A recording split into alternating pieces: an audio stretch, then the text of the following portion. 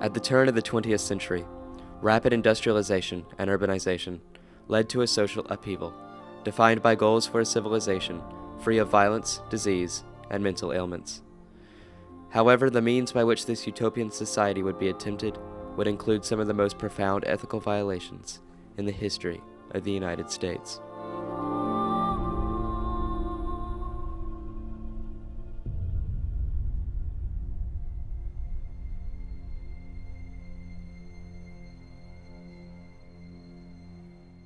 Intense growth of American industry, agricultural mechanization, and widespread immigration led to the first major migration away from the farms and into the city, which was now expanding faster than adequate housing could be provided.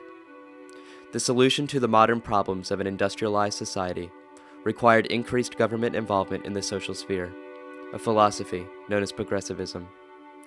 The construct of scientific management offered a methodical means of social engineering. Geneticists of the age could prove, through the use of human pedigrees and their knowledge of plant and animal genetics, that degeneracy was an inheritable trait. It seemed only right that if a society free of all mental and physical ailments, free of violence and crime, illiteracy and foolishness, it seemed only right to end the reproductive capabilities of people expressing these traits. Eugenics was the result of an America unwilling to make social changes, an upper class fearful of its laboring counterparts. Eugenics placed the blame of a social quandary on individual races and classes, and thus freed from culpability the industrial, scientific, and political barons of the time.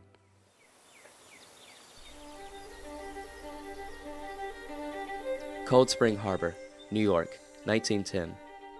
Charles B. Davenport, along with Harry H. Laughlin, both biologists and members of the American Breeders' Association, found the Eugenics Record Office with financial help from the Carnegie Institution. The ERO would be the headquarters of eugenic research in the United States for the next 34 years.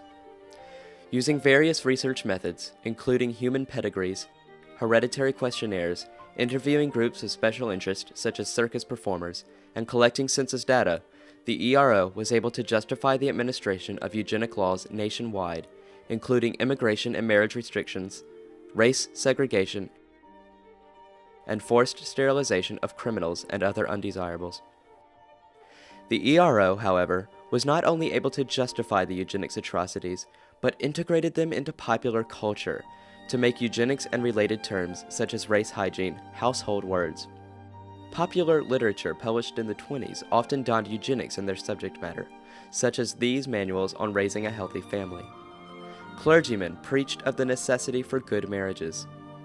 Perhaps even more disturbing were the contests held at many state fairs, where awards were given to the fittest family, those with the purest pedigrees and undoubtedly the most attractive phenotypes would receive awards, such as this medal with an inscription reading, "Yeah, I have a goodly heritage."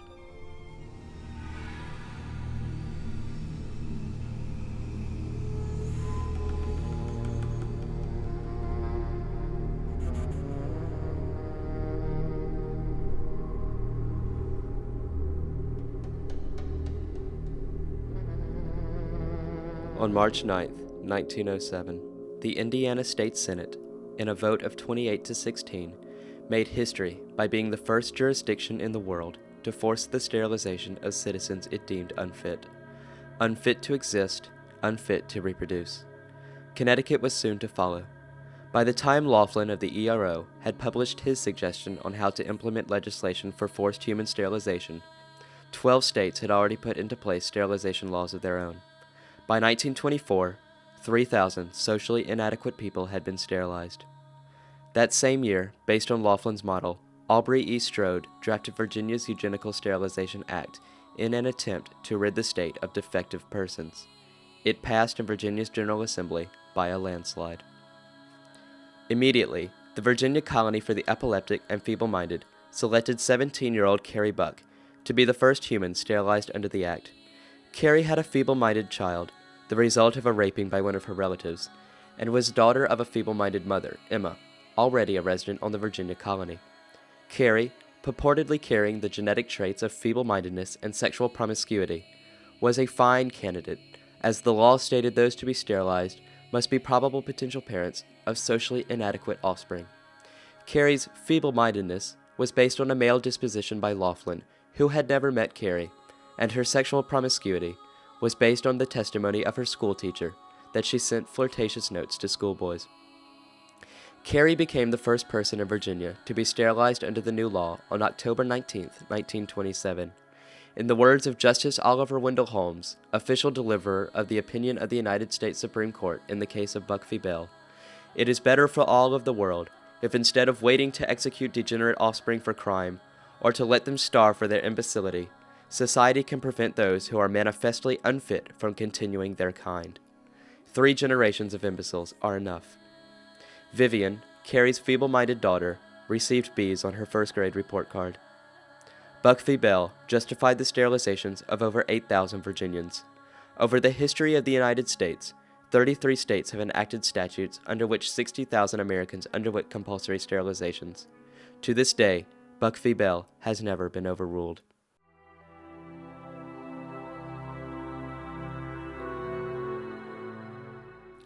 It should now be apparent that Germany's racial theories did not take place in a vacuum, nor can the fundamental philosophies and beliefs that would eventually lead to the atrocities of the Nazi state be attributed solely to German authorities.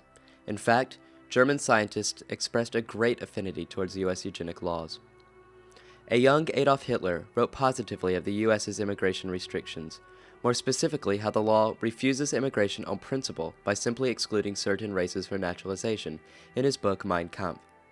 Shortly prior to mobilizing the most comprehensive eugenics legislation in modern history, Gerhard Wagner, head of the National Socialist Physician League, stated that America's eugenic policies should be used as a model for Germany to follow. Mary Kopp of the American Committee on Maternal Health proclaimed that the Nazi system of seeking out those to be sterilized was administered in entire fairness and was formulated after careful study of the California experiment, which had been responsible for 2,500 of the 3,000 involuntary sterilizations in the U.S. prior to 1924. The ERO boasted on how the German statute on race hygiene read almost identical to Laughlin's model sterilization law. Laughlin had such a significant impact on Nazi racial legislature that he was awarded an honorary degree from the University of Heidelberg. Laughlin thanked the university for reaffirming the common understanding of German and American scientists of the nature of eugenics. This common understanding would be translated into the law on preventing hereditarily ill progeny, which would be responsible for over 375,000 sterilizations in the Nazi state. A number so impressive, one American eugenics advocate complained, "The Germans are beating us at our own game." The sterilization program of the Nazi state, modeled after Laughlin's law and other U.S. eugenic theories, would be a gross prelude to the exterminations of the Holocaust. But even before the gas chambers were opened for the racist and anti-Semitic persecutions we know all too well, they were opened in October 1939 for the systematic murder of the mentally ill citizens of Germany. Sadly, this practice was not faced with nearly as much stigmatism within the states, as euthanasia had long been discussed by American eugenicists as a solution for the feeble-minded. It took the mass exterminations by the Nazis to awaken America to the fact that preventing procreational autonomy is fundamentally in opposition to the individual rights upon which this nation was founded. Yet there still remains the danger of a eugenic revival. The widespread adoption of sterilization legislation was a result of Americans neglecting to hold science morally accountable to its species. As citizens of a sovereign nation, we have a responsibility to analyze the moral and ethical implications of new scientific discoveries on the horizon, and prevent sliding down the oh-so-slippery slope of scientific racism and human objectification. Paradoxically, advanced research in the field of genetics has led to a better understanding of the substances that make us who we are. With the mapping of the human genome, we have found the antithesis of the scientifically racist eugenic movement. Of the 30,000 genes that make up the human genome, less than 1/1000th% of those are responsible for our traits of skin color and other racial differences. Thus, we are more similar than dissimilar in our genetic makeups. And therein lies both our triumph and tragedy. The very science that created a civilization defined by racial segregation, immigration restrictions, and compulsory sterilization has led to a scientific community asserting the fact that we are one people, unified under the responsibility to continue the individual rights of our brethren. Science has gone from racism to racelessness. Perhaps now, the utopian society that the original eugenics movement strived for will be achieved, only this time through understanding and compassion.